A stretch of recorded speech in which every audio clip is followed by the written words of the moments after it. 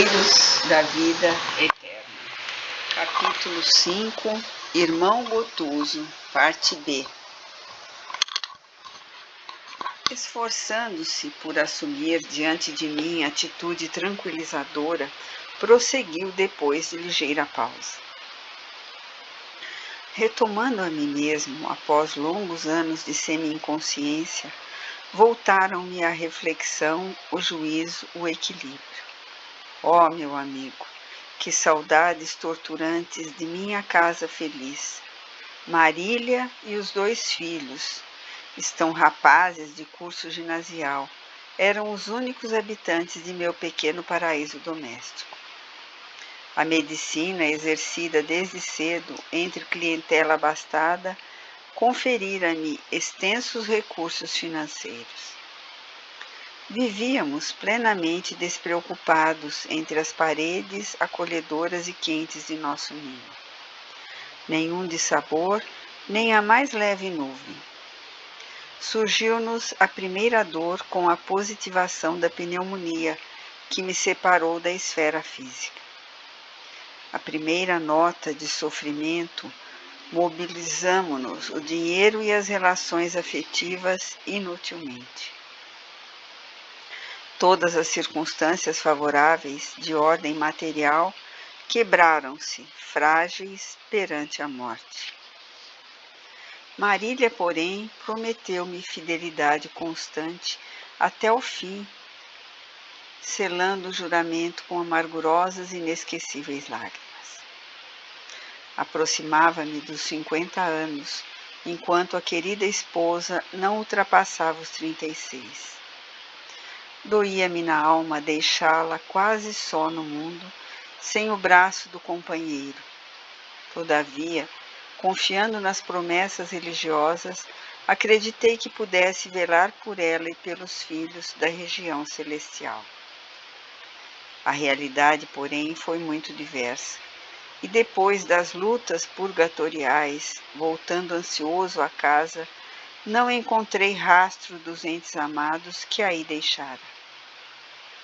Enquanto perseverava em doloroso sonambulismo, buscando socorro na religião, nunca pude voltar ao campo da família, porquanto, antes do tentame, fui arrebatado em violento e escuro torvelinho que me situou em terrível paisagem de trevas e sofrimentos indescritíveis.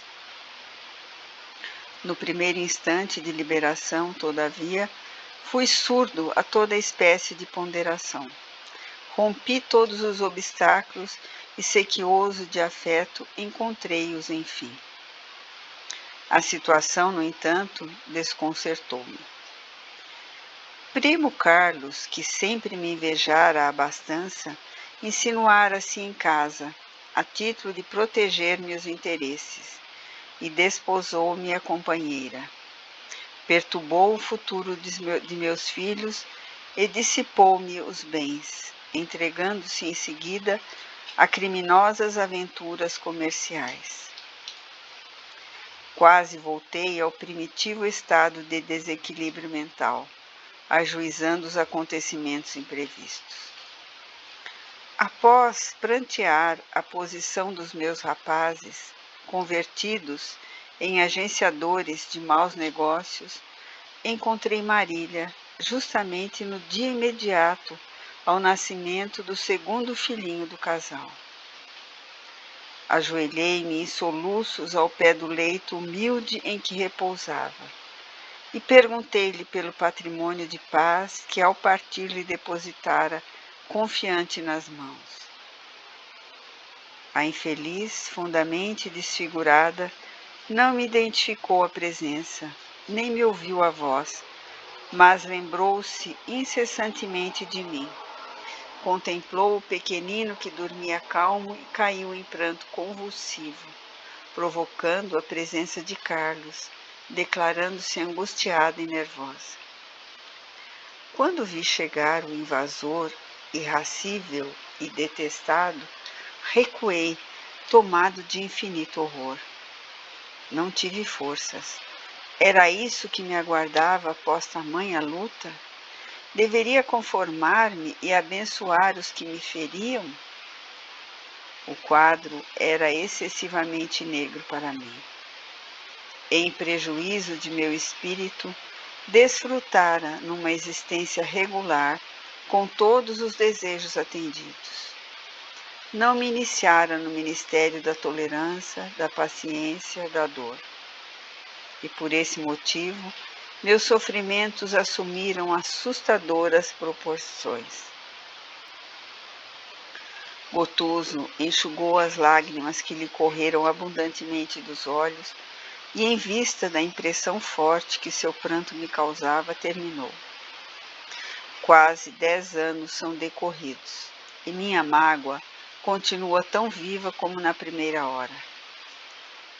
Deixando-o entregue ao desabafo, alguns minutos pesados rolaram entre nós.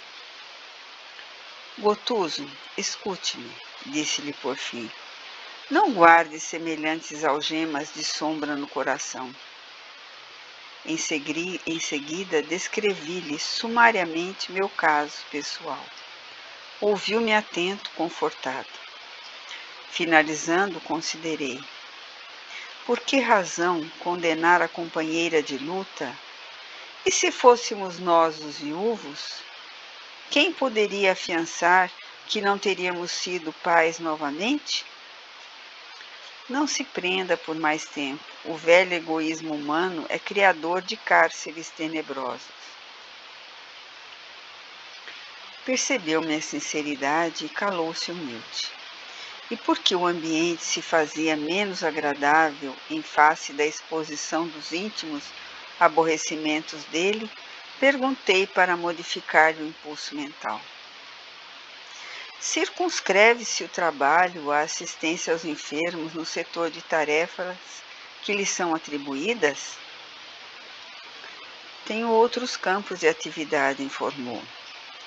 Fitando-me algo modificado na expressão fisionômica, interrogou. Já cooperou em tarefas reencarnacionistas? Recordei a experiência que acompanhara de perto em outra ocasião e narrei o que sabia. Fixou em mim um olhar significativo e tornou. Sim, você conhece um caso de reencarnação de natureza superior, um caso em que o interessado se fizera credor da gentileza de vários amigos que o auxiliaram desveladamente. Aqui, todavia, acompanhamos situações dolorosas, por meio de incidentes desagradabilíssimos para a sensibilidade. São trabalhos reencarnacionistas de ordem inferior, mais difíceis e complexos. Não calcula o que seja. A verdadeira mobilização de inúmeros benfeitores, sábios e piedosos, dos planos mais altos, que nos traçam as necessárias diretrizes. Por vezes, surgem problemas torturantes no esforço de aproximação e ligação dos interessados ao ambiente que serão recebidos, de tal modo deploráveis que muito angustiosas para nós se fazem as situações, sendo imprescindível o concurso de elevado número de obreiros. Segue-se a reencarnação expiatória de inenarráveis padecimentos pelas vibrações contundentes do ódio e das humilhações punitivas. Na esfera venturosa em que você habita, há institutos para considerar as sugestões da escolha pessoal. O livre-arbítrio, garantidor de créditos naturais, pode solicitar modificações e apresentar exigências justas, mas aqui as condições são diferentes. Almas grosseiras e endividadas não podem ser atendidas em suas preferências acerca do próprio futuro, em virtude da ignorância deliberada em que se comprazem indefinidamente.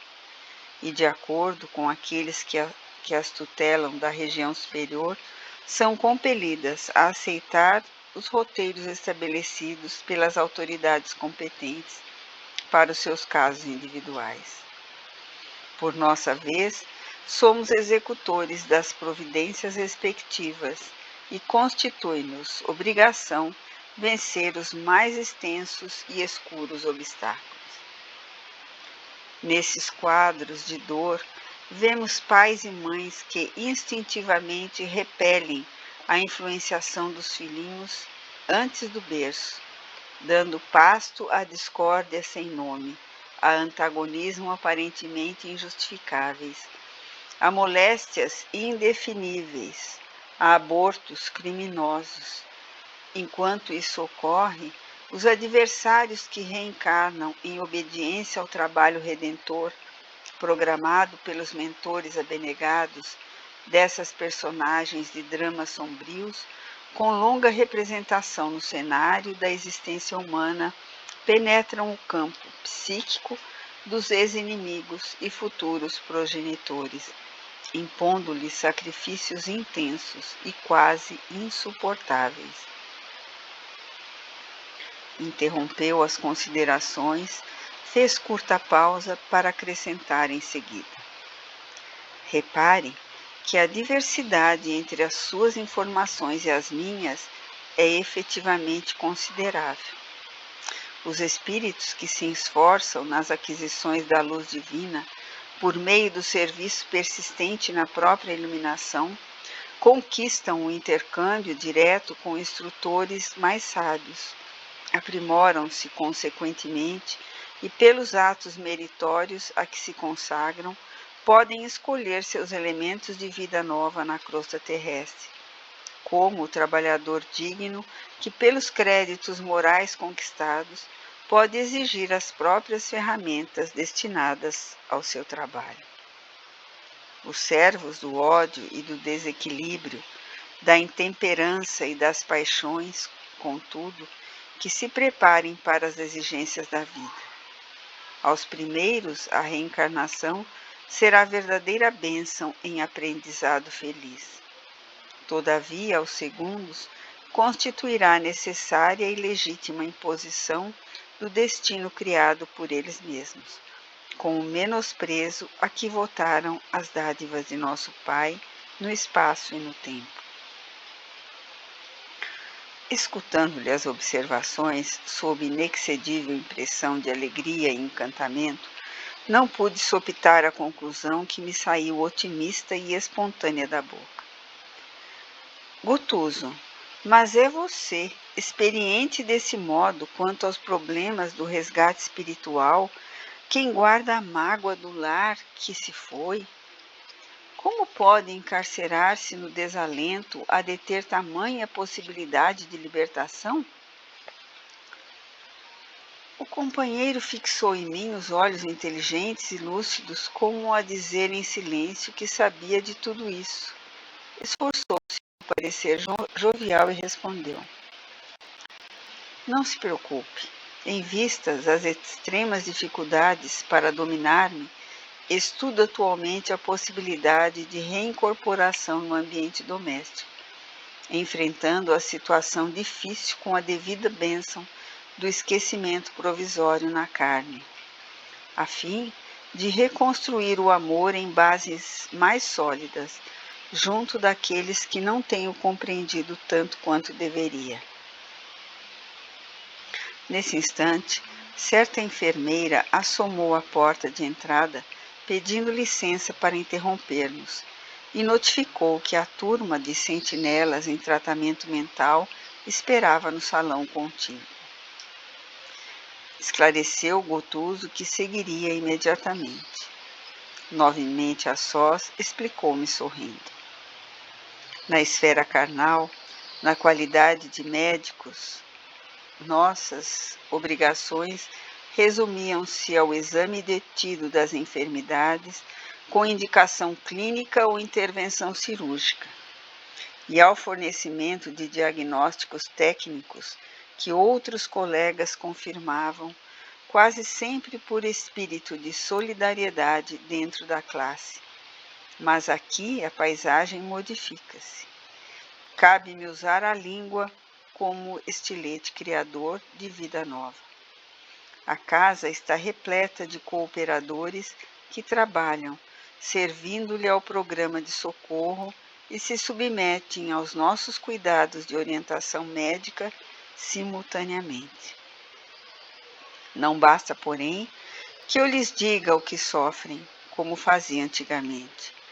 Devo funcionar, acima de tudo, como professor de higiene mental, auxiliando-os na germinação e desenvolvimento de ideias reformadoras e construtivas, que lhes elevem o padrão de vida íntima. Distribuímos recursos magnéticos de restauração com todos os necessitados, reanimando-lhes a organização geral com os elementos de cura ao nosso alcance. Não sem ensinar, entretanto, a cada enfermo algo novo que lhe reajuste a alma. Noutro tempo, tínhamos o campo de ação na célula física. Presentemente, todavia, essa zona de atuação é a célula mental. Observando a disposição ativa do companheiro, meditei no tempo que despendera antes de participar dos serviços médicos da região superior a que fora conduzido, e perguntava a mim mesmo a razão pela qual fora gotuso tão depressa utilizado ali, na esfera de socorro aos aflitos. Reparei, todavia, que o novo amigo não me recebia os pensamentos, nem mesmo de maneira parcial, demonstrando-se menos exercitado nas faculdades de penetração e acompanhando-o ao recinto onde o aguardava extensa clientela, notei que a assistência ali era ministrada a doentes em massa, dentro de vibrações mais grosseiras e lentas, exigindo a colaboração especializada de médicos desencarnados que, como acontecia a Gotuso, ainda conservavam regular sintonia com os interesses imediatos da crosta terrestre.